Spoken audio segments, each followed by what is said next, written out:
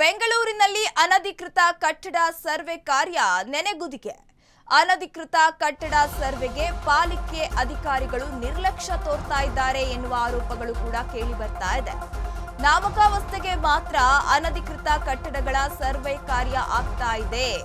ಯಾಕೆ ಈ ರೀತಿ ಅಧಿಕಾರಿಗಳು ನಿರ್ಲಕ್ಷ್ಯ ತೋರ್ತಾ ಇದ್ದಾರೆ ಎನ್ನುವ ಒಂದು ವಿಚಾರ ಕೂಡ ಇದೀಗ ಮುನ್ನೆಲೆಗೆ ಬಂದಿದೆ.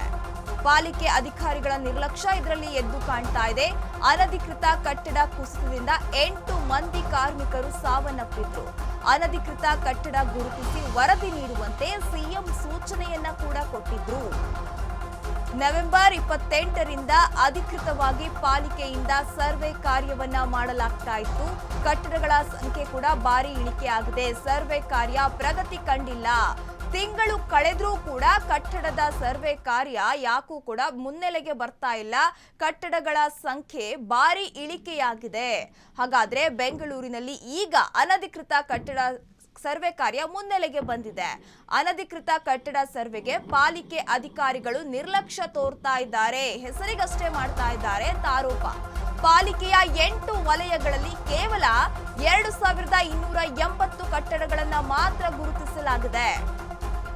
ಉಳಿದ ಅನಧಿಕೃತ ಕಟ್ಟಡಗಳ ಗುರುತು ಮಾಡಲು ಹಿಂದೇಟು ಹಾಕಲಾಗ್ತಾ ಇದೆ. ಕಟ್ಟಡಗಳನ್ನ ಗುರುತಿಸಿ ನೋಟಿಸ್ ನೀಡದ ಅಧಿಕಾರಿಗಳು ಯಾಕೆ ಕೊಡ್ತಾ ಇಲ್ಲ ಎನ್ನುವ ಆರೋಪ. ಮಹದೇವಪುರದಲ್ಲಿ 586, ಯಲಹಂಕ 488, ದಾಸರಹಳ್ಳಿಯಲ್ಲಿ 203 ಕಟ್ಟಡಗಳು, ಪೂರ್ವ ವಲಯದಲ್ಲಿ 240, ದಕ್ಷಿಣ 143, ಬೊಮ್ಮನಹಳ್ಳಿಯಲ್ಲಿ 250, ಇತ್ತ ಪಶ್ಚಿಮ 194 ಆದ್ರೆ ಆರ್ಆರ್ ನಗರದಲ್ಲಿ 196 ಕಟ್ಟಡಗಳನ್ನ ಗುರುತು ಮಾಡಲಾಗಿದೆ. ಉಳಿದ ಕಟ್ಟಡ ಗುರುತಿಸಲು ನಿರ್ಲಕ್ಷ್ಯ ತೋರಿದ್ರ ಅಧಿಕಾರಿಗಳು ಎನ್ನುವ ಪ್ರಶ್ನೆಗಳು ಇದೀಗ ಮೂಡ್ತಾ ಇದೆ. ಪಾಲಿಕೆಯ 8 ವಲಯಗಳಲ್ಲಿ ಕೇವಲ 2280 ಕಟ್ಟಡಗಳನ್ನ ಮಾತ್ರ ಗುರುತು ಮಾಡಲಾಗಿದೆ.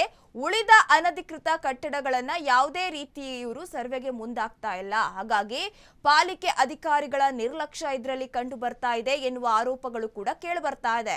ಸಿಎಂ ಸಿದ್ದರಾಮಯ್ಯ ಅವರು ಕೂಡ ಒಂದು ಮಾಹಿತಿಯನ್ನ ಕೊಟ್ಟಿದ್ರು. ಎಲ್ಲಾ ವಿಚಾರಗಳನ್ನ ಆದಷ್ಟು ಬೇಗ ಮುಗಿಸಿ ನನಗೆ ಒಂದು ಪತ್ರವನ್ನ ಕೊಡಿ ಅಂತ. ಈ ಎಲ್ಲಾ ವಿಚಾರಗಳು ತಿಂಗಳಾದ್ರೂ ಕೂಡ ಯಾವುದೇ ರೀತಿಯ ಕ್ರಮ ಕೈಗೊಂಡಿಲ್ಲ ಆಗಿರೋದ್ರಿಂದ ಇದೀಗ ಆರೋಪಗಳು ಇವರ ಮೇಲೆ ಕೇಳಿ ಬರ್ತಾ ಇದೆ.